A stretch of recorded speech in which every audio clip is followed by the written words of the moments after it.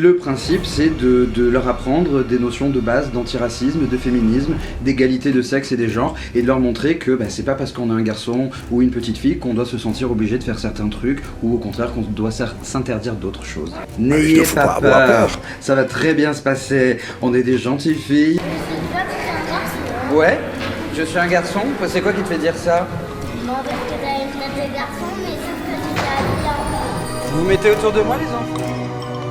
L'hétérosexualité, c'est que à la naissance, en fonction de nos organes génitaux, on va nous classer en plus ou en moins, en dominant ou en dominé. On va décréter qu'il y a une personne supérieure et une personne inférieure. Donc une personne homme et une personne femme. Mais on n'est pas homme ou femme, on est avec des organes. Et si on était des personnes plutôt que des hommes ou des femmes, ça ouvrirait tous les possibles, vu qu'on pourrait baiser avec qui on veut, ou ne pas d'ailleurs. On pourrait être parents avec qui on veut. On pourrait cohabiter avec qui on veut. Récemment, j'ai eu envie de passer à une taille un peu plus supérieure de toy. J'avais déjà quelques toys, il n'y avait rien qui me satisfaisait vraiment. J'étais pas certaine d'être capable de prendre plus, mais j'avais vraiment envie d'essayer plus, et j'ai cherché mon premier réflexe, comme j'aime pas du tout ce qui est très réaliste humain. Pire jet de l'univers. Du coup, celui-là, c'est le loup-garou, il y a plein de poils de chat parce qu'il est tombé par terre à l'instant. Du coup, l'orque, qui lui, pour le coup, est fucking gros. Je vais comparer. Voilà. Celui-là, il est soft, donc ça se fait plus facilement que ça. Et surtout, il y a une courbe de progression, alors que là, c'est plus pack et chouï. Voilà. Mes deux parents n'étaient pas très fans de ce que je faisais. La réaction de mes parents a été plutôt ciao, hasta la vista, hasta luego, quoi. Tu fais ça, bye bye. Et au final, maintenant, plus aucun contact avec mes parents. Tant pis, parce qu'aujourd'hui, regardez, je suis fierce, je suis belle, et je suis très fière de mon choix. À la naissance, on te dit tu es une fille et en fait tu te ressens comme un garçon, tu es trans. Mais moi, à la naissance, on m'a dit tu es une fille et moi je me dis non, je ne suis pas une fille mais je ne suis pas un garçon, donc je suis non-binaire. D'accord. Donc, ok. Donc j'ai compris, c'est ne pas être en accord avec son genre de naissance, mais ne pas être en accord non plus avec un genre défini. Donc tu n'es pas fille, mais tu n'es pas homme non plus. Oui. Ok.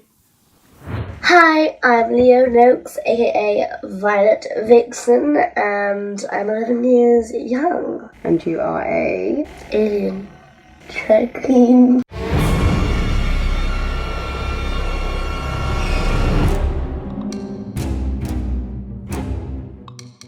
I am literally Violet Vixen in and out. So it's a drag queen slash drag kid who literally just pulls out any snatched looks and lives their life. Most people in my school didn't like me doing drag, but I had to let them know that I am not going to change, so get used to it, honey. Elle a de jolies boucles blondes, des oreilles percées et un prénom de petite fille. Pourtant, sous ses vêtements, Lily cache un corps de garçon, mais plus question d'être considérée comme telle. Elle l'a annoncé cet été à ses copains et ses copines. Je leur ai expliqué que j'étais une fille, que j'étais née dans un corps de petit garçon, mais je voulais être une fille. C'est comme si plus personne ne savait qu'avant j'étais un garçon. Jeter tout ce qui renvoie à la vie d'avant.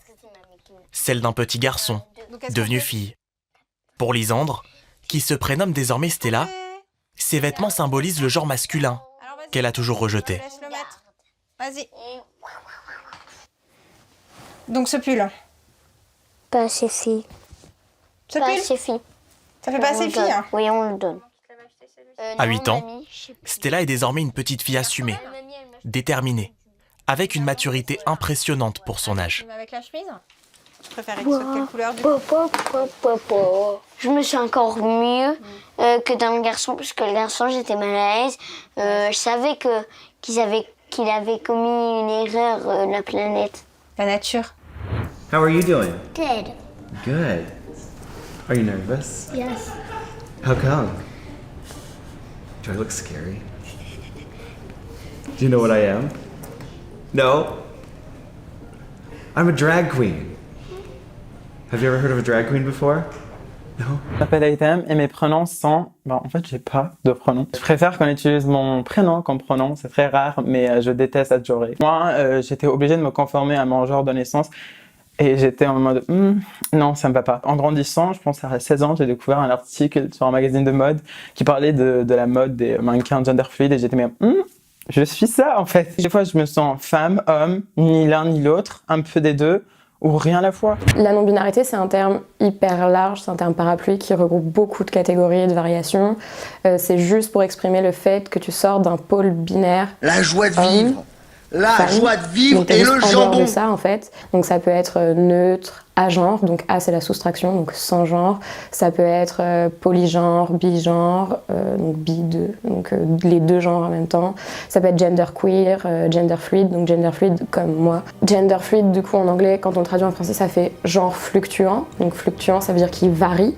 Donc simplement, c'est quand on considère le genre comme quelque chose de longiligne, on a les femmes, les hommes, et du coup le genre fluctuant, c'est-à-dire qu'il va varier et que c'est comme si on avait un curseur en fait qui se déplaçait et qui ne restait pas fixe.